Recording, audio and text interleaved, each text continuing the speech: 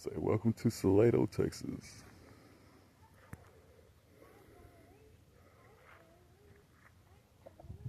Oli.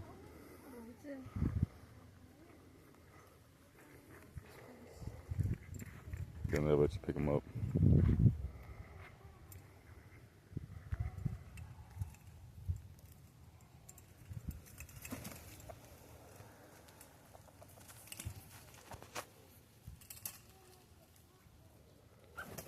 Not sure if it's true. They say you could distinct the rooster by their earlobes. They normally have two different colors.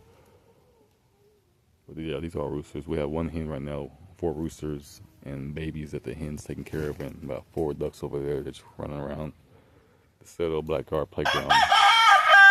And when they're not back here, they're roaming, foraging, eating bugs, ants, worms. But they love it out here. I'm just happy.